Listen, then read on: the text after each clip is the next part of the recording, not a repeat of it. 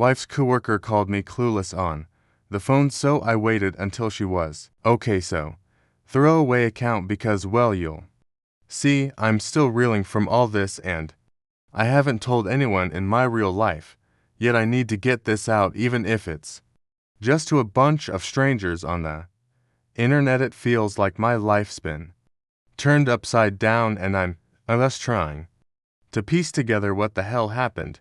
It's probably going to be a mess, so apologies in advance if I ramble, but I need to get all of this off my chest. Like right now, my wife Claire, fake name, and I have been married for 6 years, no kids yet, but we always talked about it. It was always on the horizon, you know. Just around the corner, we'd say, but we kept pushing it back. First it was the house we wanted to get settled in our new place, then it was our jobs, wanting to feel secure in our careers, then it was the money, saving up a bit more of a cushion. Looking back, I realized the perfect time was never going to come. Maybe I was the only one who really wanted kids and she was just going along with it. I don't know, maybe I'm honest being paranoid now, but honestly she's given me zero reason to trust anything she says anymore. Like I can't believe anything coming out of her mouth. Claire works in sales and a huge part of her job is socializing and networking. She's always going to these lunches, cocktail parties, industry events, you name it. She says it's crucial for building social capital, which I'll be honest, I still don't fully understand. Apparently, it's a big deal in her department. Most of these things were employees only, but sometimes partners were invited and I'd tag along. Honestly, it felt like one big excuse to get hammered on the company dime, but what do I know? Let me tell you, I hated those things. It was just a bunch of people in suits pretending to like each other for a few hours, then sneaking off to talk business in hushed tones. I'm a roofer, so I'm used to honest hard work. Not all this schmoozing, but I went along with it to be supportive of Claire. That's how I met Gary. First impression, total tool. He was one of those guys who's always sucking up, trying to act like your best friend, but in this condescending way, you know the type. Calls you my guy when you've barely spoken to sentences to him. Yeah, that was Gary. He had this way of talking that just set my teeth on edge. He would always make these backhanded compliments that were supposed to be funny, but were really just insults. I got weird vibes from him from the get-go. I remember the first time we met, I told him I was a roofer, and he goes, well, that's certainly a career choice, in this tone that made it clear he thought it was a bad career choice. Like, what's that supposed to mean? It's honest work and puts food on the table. Anyway, I usually just ignored his snide remarks for Claire's sake. I didn't want to create any bad blood between her and her co-workers. I mean, that's a fair thing for a husband to consider, right? But then about a month ago at another one of these corporate shindigs, he said something that I just couldn't let slide. I had to leave early because I had a job the next morning and I needed to get some sleep. I was going to head out without CLA, but then Gary chimed in with, don't worry, I'll keep taking great care of her for you. He was all smirk. It was the way he said it. It was dripping with this smugness, like he had some inside joke with my wife that I wasn't in on. And the worst part, Claire's reaction. She called him an idiot, but it was in this playful, flirty way. She was all blushing and giggling like she was enjoying the attention. Immediately the whole wife, worker, husband thing popped into my head, and I was not okay with that, not at all. In that moment, all the pretense of being the polite, supportive husband went out the window. I told him point blank that CLA was coming home with me. It wasn't what we'd agreed on, and she started to argue, but I think she saw the look in my eyes because she just shut it down, said her goodbyes, and left with me. The whole vibe was so off. The car ride home was brutal. We didn't speak for the longest time, and when we finally did, it exploded into this massive argument. She Accused me of overreacting to a harmless comment. I told her that I didn't give a damn about Gary's comment because I knew he was a two, but that her reaction, batting her eyelashes at another man, right in front of me, was completely disrespectful. It made me wonder what the hell she got up to when I wasn't around. It felt like she was flaunting it in my face. She completely ignored that part and just kept harping on about how I was rude to her coworker. We went around and around in circles, getting nowhere. Things were tense as hell. After that, I made a point of not going to any more of her work events, and she in turn became a lot more tight-lipped about what went on at work. She stopped mentioning Gary altogether. I honestly didn't want to hear anything about that guy, but another part of me felt uneasy. It didn't feel like she was trying to spare my feelings. It felt like she was hiding something, like there was this big secret she was keeping from me. The whole situation just felt so wrong. After a while, things seemed to go back to normal, at least on the surface, but that incident with Gary was just eating away at me. I didn't have any proof of anything, nothing concrete.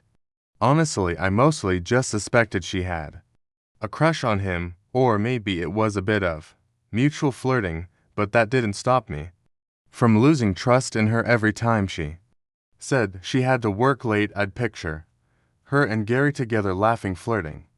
Maybe more. It was driving me crazy, this uncertainty, this constant nagging doubt. So, yeah, I started keeping tabs on her. She hated it, but I started calling her more often when she was out at these work things. Most of the time, things seemed to check out. She'd answer the phone sounding annoyed, and I'd hear the typical office party chatter in the background. But then one day I heard something that just confirmed all my worst fears. She was out for drinks with some clients. They were trying to butter up the usual deal. I called her and I heard the usual background noise, but then I heard Gary's voice, loud and clear. He's calling again. It's unbelievable how clueless he is. She hung up immediately, but it was too late. I'd heard it. It felt like I just walked in on them in bed together. I was furious. Beyond furious. The disrespect was so much deeper than I'd even imagined. Not only was she sleeping with this guy, but she'd had the nerve to flirt with him right in front of me, and they'd been making fun of me behind my back, calling me clueless. My first instinct was to drive right down there and punch that smug look off his face. I'm a pretty big guy, and he's, well, let's just say he's not exactly built for a fight. I knew I could take him. He wouldn't be laughing about me being a roofer, then that's for sure. But I forced myself to cool down. I was so angry that I wasn't even sure CLA would be safe after I dealt with Gary, and I didn't want to do anything stupid, anything I'd regret. So I waited at home, just stewing in my anger, replaying that phone call over and over in my head. I felt like I was going to explode, and then it hit me. They thought I was clueless. Right then, I'd play clueless. So this was my plan. When she got home, I'd pretend I hadn't heard a thing. Then when she was asleep, I'd go through her phone and get all the evidence I needed. This was definitely heading to divorce, and I needed proof to make sure things went my way. But it wasn't just about the divorce.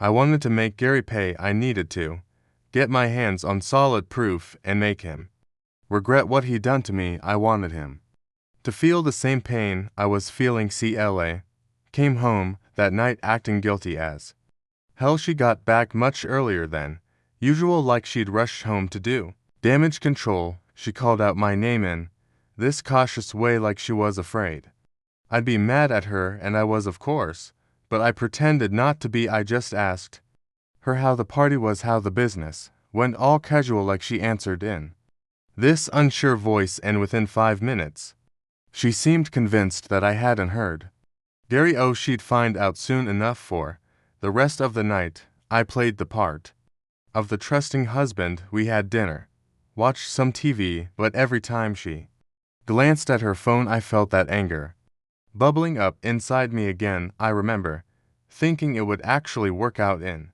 my favor if she texted him something incriminating that night. I wanted her to in a way so I'd have even more ammunition. It sucks to be right. Sometimes when she finally went to bed, I waited until I could hear that soft even breathing that meant she was asleep even. Then I gave it another 15 minutes just to be sure she was really out. Then I went for her phone. My hands were shaking.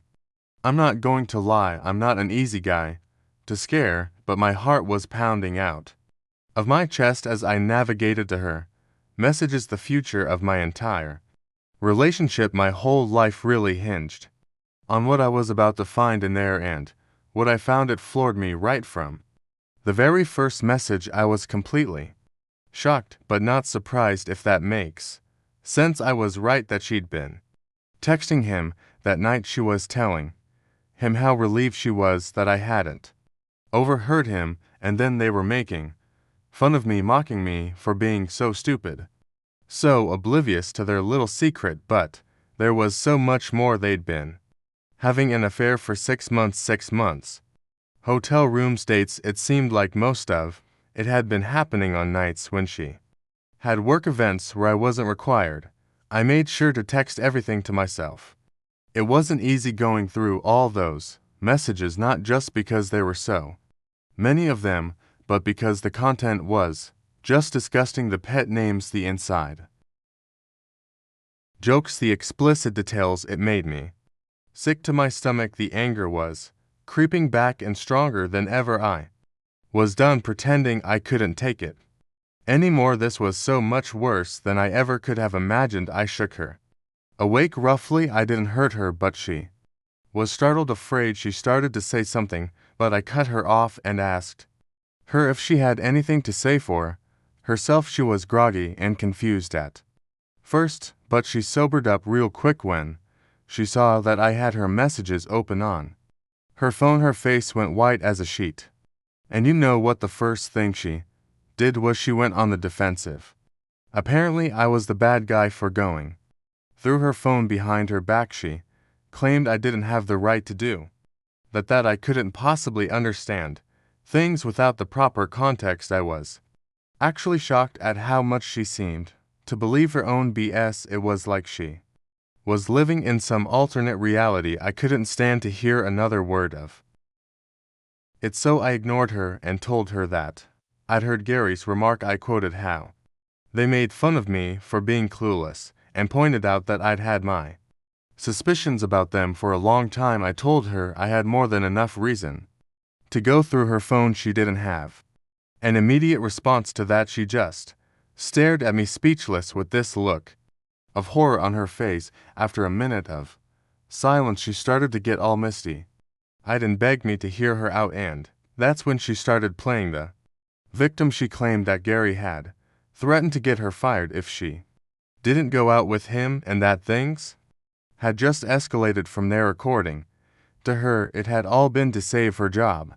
She was trying to paint herself as this helpless victim forced into the situation. I didn't believe her for a second, not 1 second. The messages made it pretty clear that the whole thing had started with flirting, and most of it had come from her. At first, I told her that I wasn't standing for betrayal, that we were over, and that I'd be filing for divorce first thing in the morning. This was non-negotiable. There was no coming back from this, and that's when the waterworks really started. She begged me not to throw away our marriage over a mistake. She insisted that she loved me, that we could still fix things. I laughed in her face. 6 months of sneaking around behind my back, betraying me, mocking me with another man. That's not a mistake. That's a choice, a conscious, deliberate choice. And now she wanted to patch things up because she got caught. What a joke, an absolute joke. I told her to save the theatrics for someone who cared. I wasn't interested. She spent the rest of the night begging me to reconsider, alternating between pleading and accusing. When she got tired of me stonewalling her, she eventually cried herself to sleep. I was out of the house before she even woke up the next morning. I couldn't stand to be in the same room with her anymore. I had a lot of work to do, but I made sure to find some time to talk to a divorce lawyer and get the ball rolling. I'm still messed up over all of this. Obviously, it's like my whole life has been turned upside down, but getting started with the divorce that made me feel like I had some control back, like I was taking back my life. I can't wait to be free of CLA, but I'm also looking forward to making Gary pay for what he did. I wanted him to suffer. Update. Okay, so I'm back and I'm happy to report that I got back at both of them. In the end, the hardest part was honestly the way I wanted to strike back at Gary immediately, but my lawyer thankfully talked some sense into me. He told me I'd be putting my case at risk if I did anything rash. He said he was aiming to get me little to no alimony, and the best way to do that was if Claire still had a job, and there was a good chance she'd lose her job if her and Gary's affair became public knowledge at their workplace. It made sense legally speaking, but it killed me to have to wait. It was tough, but I agreed to hold back. I won't bore you with all the nitty-gritty divorce details. Let's just say it was a divorce, not fun. A lot of hard feelings all around, but the real miracle was that Claire didn't get any alimony from me. She had a good job after all, at least she did for now. Once the dust from the divorce had settled, I got to work on the next part of the plan. It was Gary's turn. I'd had all the screenshots ready for weeks, just waiting for this moment. You see, Gary was a married man with 2 kids. I'd always known he was married. I'd even met his wife Amy a few times at those awful work events, but finding out he had kids, that really disgusted me. He never stopped to think about them, about the damage this affair would do to his own family. I couldn't believe how selfish he was. He'd ruined 2 families with his actions, all for what, a few cheap thrills. He hadn't thought for a second about what this would do to his kids. I felt bad for the kids and for Amy, but I still had to go through with my plan. It was better for them to find out who their father really was sooner rather than later, and there was no way in hell I was letting Gary get away with this scot-free. He had to face the consequences of his actions. It was easy enough to find Amy's Facebook profile. The rest was even easier, although I'd been living this moment in my head almost daily for the past few months, and let me tell you, it was just as sweet as I'd imagined. I started off by introducing myself, reminding her that we'd met a few times at work functions. I didn't bother waiting for her to reply. I explained that our spouses had both lied to us and carried on an affair together for over half a year. I told her that it was only fair for her to know the truth so she could make her own decision about what to do. I let her know that my marriage had ended because of this, that I was already divorced. I wanted her to know the full extent of the damage. In less than an hour, she replied asking if this was all true. She said she'd heard about my divorce, but she'd never heard anything about her husband being involved. I'd expected her to attack me or to insist that I was lying, trying to destroy her marriage or something. Instead, she was just asking me almost pleadingly to confirm that I was telling the truth. It was heartbreaking, honestly. So I did. I sent over all the screenshots I'd taken of their conversations. Everything, the flirting, the planning, the I love yous, the hotel arrangements, the crude jokes about me, all of it. I even sent over censored versions of the pictures they'd sent each other. I figured she deserved to know the full extent of their depravity. She didn't reply for quite a while, and I didn't blame her. There was a lot to go through there, and not just in terms of quantity. It was heavy stuff to read even for me, and I'd already been through it. Once I remembered how bad I'd felt when I first saw those messages, I couldn't even imagine what she was going through. I felt bad for her, truly, but I didn't regret what I'd done, not for a second. We both deserve to be with people who respected us, who returned the love we offered. We both deserved better than to be lied to and cheated on. I didn't hear back from her until the next morning. She told me she had confronted Gary with the messages and they'd had a huge fight, the fight of the century apparently. She'd kicked him out of the house and was seriously considering divorce. She was devastated, heartbroken, and furious.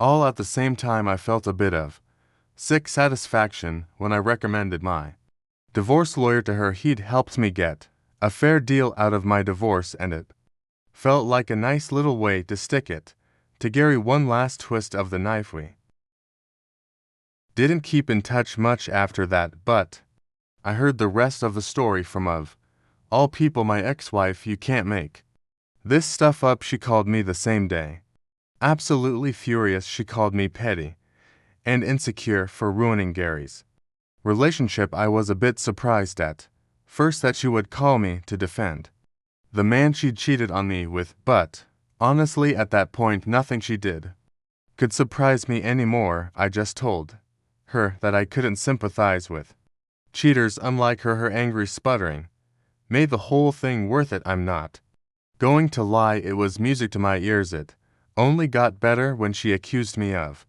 ruining his life. It turned out that Gary wasn't just losing his marriage, he was losing his job too. Claire was close to tears as she told me that Amy had reported him to their company's HR department. Apparently the company had a strict no fraternization policy and they'd launched an investigation immediately. There was a good chance that both he and CLA were going to be fired any day now. Karma's in it. She started going on about how she couldn't handle the stigma, how people were whispering about her at work, how some of her coworkers were being cold to her, and how she was certain some of the clients had heard about the affair. She was seriously considering just giving up and resigning. She asked me pretty sarcastically if I was happy now, like she was the victim in all of this. I told her completely seriously that I wasn't my problem anymore. I was kind of pissed to hear her whining and making herself out to be the victim when I was the one who had been mocked, lied to, and betrayed. Suddenly I wasn't enjoying hearing about how she'd ruined her life. I just wanted nothing to do with her anymore. I said, at least you can still have each other, and ended the call. It was the last time we spoke, and it turns out they didn't still have each other. I heard from Amy later on that Gary had skipped town after the divorce. He'd lost his marriage, his job, his kids, and his reputation. He was persona non grata. I wish I could have seen the look on his smug face when it all came crashing down around him. I bet he wasn't calling anyone clueless anymore, but that's enough about them. They're not worth any more of my time or energy. I'm moving on with my life. I still have my pride, my business, and my dignity, and I'm going to keep building up my life without her. In the end, Gary and CLA were the ones who lost everything. They both thought they could play games, fool around with other people's lives, and just walk away unscathed. They thought they were so clever, so untouchable. Well, they learned their lesson the hard way. So yeah, that's my story. It's messy, it's painful, but it's real. And if there's one thing I've learned from all of this, it's that honesty and integrity still matter, and that karma, well, she's always watching. Always. Thanks for listening to me vent. Internet strangers, it means more than you know. Now if you'll excuse me, I have a life to rebuild, and for the first